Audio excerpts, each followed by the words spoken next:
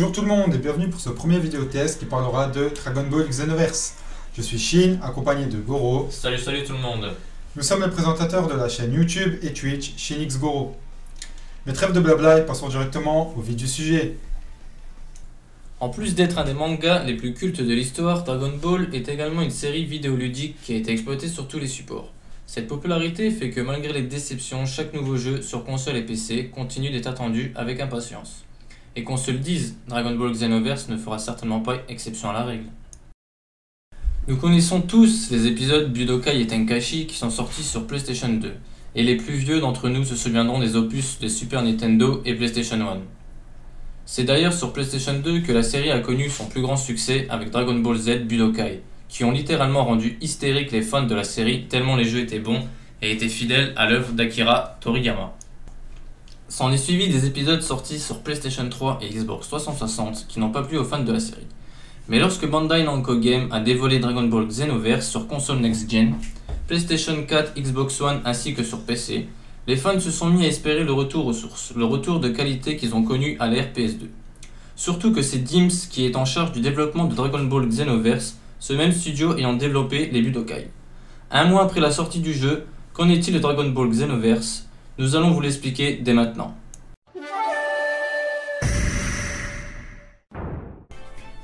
Pour les joueurs découvrant les opus next-gen de Dragon Ball, le rendu graphique ne leur sautera pas aux yeux. Mais pour les vieux comme nous qui ont joué au jeu il y a une dizaine d'années, le changement est bien présent. Du point de vue graphisme, nous ne passons clairement pas un cran au-dessus de ce que nous avions eu l'habitude de voir sur PlayStation 3 et Xbox 360. L'affichage est plus lisse, plus coloré, et les traits des personnages sont plus fidèles au caractère design de l'œuvre d'Akira Toriyama. Mais ça s'arrête là. Le jeu est graphiquement plus destiné aux consoles old-gen, plutôt qu'à la nouvelle génération de consoles. Cependant, nous voyons bien que le moteur du jeu a changé dans le sens où les cinématiques apportent vraiment de nouvelles expressions faciales et gestuelles qu'ont les personnages. Les effets visuels, notamment ceux des attaques à base de ki, sont vraiment bien réalisés. Les vagues d'énergie sont bien plus dynamiques, ce qui favorise l'immersion des fans dans l'univers de Dragon Ball. Et pour favoriser l'immersion, entre certaines phases de combat, une cinématique animée vient titiller la rétine des gamers. Malheureusement, bien que plaisante à voir, la qualité de cette dite partie animée n'est pas au rendez-vous. C'est bien dommage. Passons maintenant au son. La qualité sonore des effets lors des combats ou non est fidèle à la série. Et on retrouve bien le bruit des réacteurs lorsque l'on vole, comme dans l'animé. Le bruit des impacts entre les coups est aussi de qualité, bien qu'un peu trop bruyant et très présent, ce qui peut agresser l'oreille du joueur. Du côté des musiques, là, rien à dire. Rien qu'à l'écran d'accueil, l'opening Chala Hede Chala, remasterisé par le studio et Kageyama Hironobu, retentit pour notre plus grand plaisir. C'est pour dire, Goro a envie de se refaire tous les arcs de Dragon Ball après l'écoute de cette musique.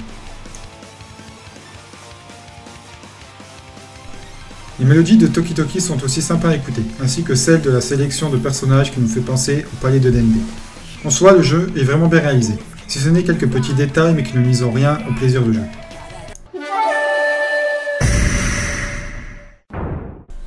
Alors que la série Dragon Ball Z nous avait habitués à un contenu simpliste à base de combats en suivant simplement la trame scénaristique du manga, le studio Dims et Akira Toriyama, qui ont travaillé en étroite collaboration, nous ont concocté un scénario original qui entre bien dans l'univers de la licence, en plus d'un bon nombre de quêtes annexes créées pour le jeu. Comme nous l'avons dit, Dragon Ball Z Xenoverse est aussi un RPG, car tout au long de votre épopée, vous devrez augmenter les caractéristiques de votre personnage, qu'il soit attaque, défense, énergie, lui acheter de nouveaux vêtements, lui apprendre de nouvelles techniques. Votre personnage pourrait être utilisé en mode multijoueur. Un mode solo mais aussi un mode multijoueur, comme tous les jeux DBZ, vous pourrez affronter vos camarades en local avec une seconde manette. Mais, nouveauté de cet opus, un mode coopération en ligne vient s'intégrer au combat classique. Ce mode coopération à base de quêtes annexes vous permet de jouer avec vos amis afin de remplir les conditions de la quête que vous aurez choisie. Car avec Dragon Ball Xenoverse, les combats ne sont plus limités à 2 individus, mais à du 2v2 voire 2vx, si on se bat contre des vagues d'ennemis dans le vaisseau de Frieza par exemple. Feature très sympa, qui n'a jamais rêvé de voir Vegeta tenir la main de Goku lors des combats sur Namek. Vous avez aussi la possibilité de rejoindre un hub en ligne qui est la ville de Toki Toki, où vous pouvez interagir avec les joueurs du monde entier. De quoi se faire des amis. Qui dit mode en ligne dit combat contre le monde entier. Affrontez les plus grands guerriers de la Terre avec votre avatar ou les personnages de la série Dragon Ball Z. De plus, un mode championnat d'arts martiaux apparaît pour la première fois. Ce mode vous permet d'affronter de redoutables adversaires sous forme de tournois comme dans le manga. De quoi ravir tous les fans de la première heure.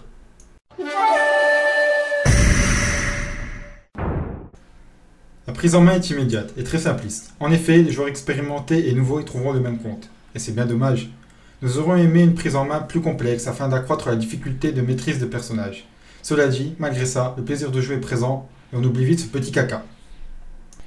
Gros point noir, qui n'a pas été réglé depuis Dragon Ball Tenkaichi. La caméra qui passe son temps à se balader de gauche à droite. Il arrive même que parfois, nous ne voyons rien lorsque nous sommes contre un bâtiment ou une falaise, ce qui peut être très vite fatal vu la difficulté de certaines quêtes. Rien n'avançait donc à ce niveau-là. Les décors sont beaucoup moins destructibles que sur les opus Tenkaichi, ce qui enlève une partie importante niveau immersion du jeu. Fini les embuscades dans Saturn City en se cachant derrière un building ou un rocher qui prend trop de place. En conclusion, Dragon Ball Xenoverse est clairement un cran au-dessus en termes de rendu global comparé à ses prédécesseurs, mais en garde néanmoins certains défauts. Le jeu est bon, sympa et amusant. Son scénario et ses nouveaux personnages raviront les fans de la série. Les amateurs de personnalisation et de RPG y trouveront eux aussi leur compte. Si vous êtes fan de Dragon Ball, foncez sans hésiter, et si vous ne l'êtes pas, c'est le moment de découvrir. Point positif. Son scénario, son côté RPG, le multijoueur coopératif, des cinématiques in-game de qualité, durée de vie conséquente. Point négatif, cinématique animée pas à la hauteur, Toki Toki City mal exploité, la caméra bien sûr, et le gameplay qui n'a pas évolué.